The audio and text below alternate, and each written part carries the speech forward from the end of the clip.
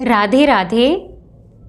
आज मैं श्रीमद् भगवद गीता यथारूप के दूसरे अध्याय से 31वां श्लोक हम सब के कल्याण की प्रार्थना के साथ पढ़ूंगी।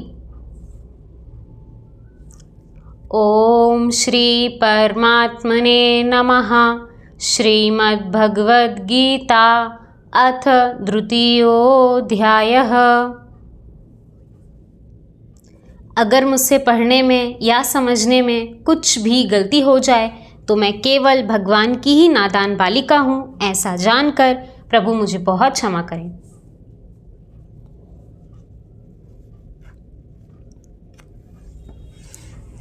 दूसरा अध्याय गीता का सार 31वां श्लोक।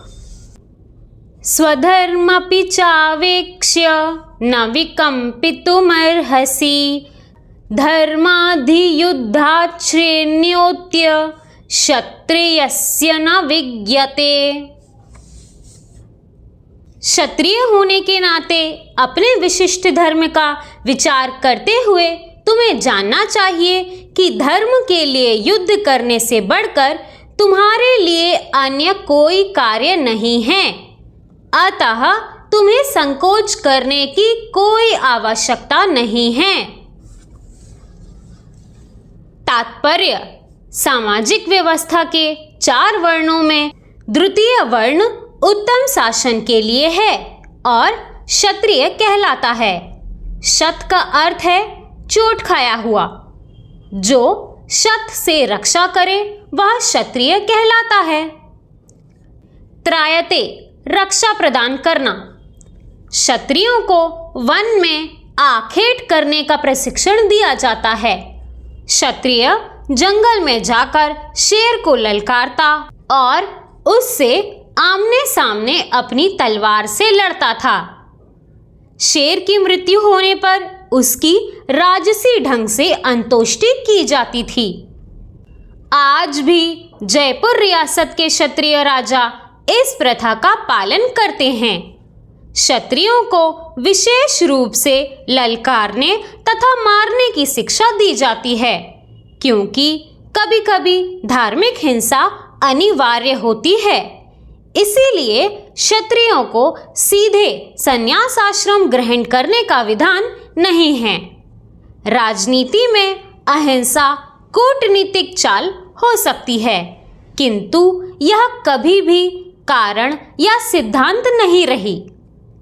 धार्मिक संहिताओं में उल्लेख मिलता है, अहवेषु मिथोन्यान्य झिंगस्सन्तो महीक्षिता युध्यमानः परं शक्या स्वर्गं यान्त्यत्पराङ्मुखा यज्ञेषु पशवो ब्रह्मन् हन्यते सततं द्विजौ संस्कृता किल मन्त्रिश्चे तेपि स्वर्गम् अवाप्नुवन्। युद्ध में विरोधी ईर्ष्यालु राजा से संघर्ष करते हुए मरने वाले राजा या क्षत्रिय को मृत्यु के अनंतर वे ही उच्च लोक प्राप्त होते हैं जिनकी प्राप्ति यज्ञाग्नि में मारे गए पशुओं को होती है।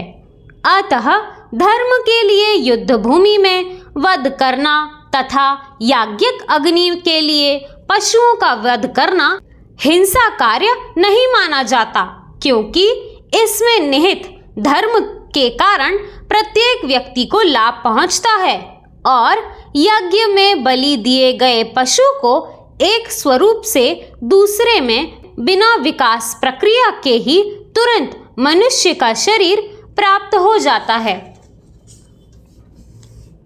इसी तरह युद्ध भूमि में मारे गए क्षत्रिय यज्ञ संपन्न करने वाले ब्राह्मणों को प्राप्त होने वाले स्वर्ग लोक में जाते हैं। स्वधर्म 2 प्रकार का होता है। जब तक मनुष्य मुक्त नहीं हो जाता तब तक मुक्ति प्राप्त करने के लिए धर्म के अनुसार शरीर विशेष के कर्तव्य करने होते हैं। जब वो मुक्त हो जाता है तो उसका विशेष कर्तव्य या स्वधर्म आध्यात्मिक हो जाता है और देहात्म बुद्धि में नहीं रहता। जब तक देहात्म बुद्धि है तब तक ब्राह्मणों तथा क्षत्रियों के लिए स्वधर्म पालन अनिवार्य होता है। स्वधर्म का विधान भगवान द्वारा होता है, जिसका स्पष्टीकरण चतुर्थ अध्याय में किया जाएगा।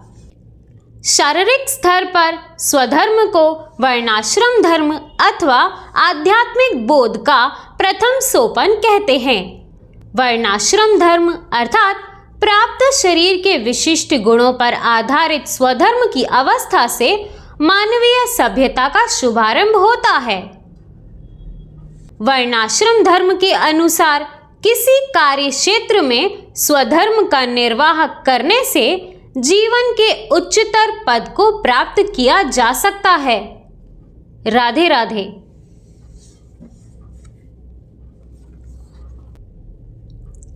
इसी तरह भगवान की कृपा हम सब पर बनी रहे। राधे राधे।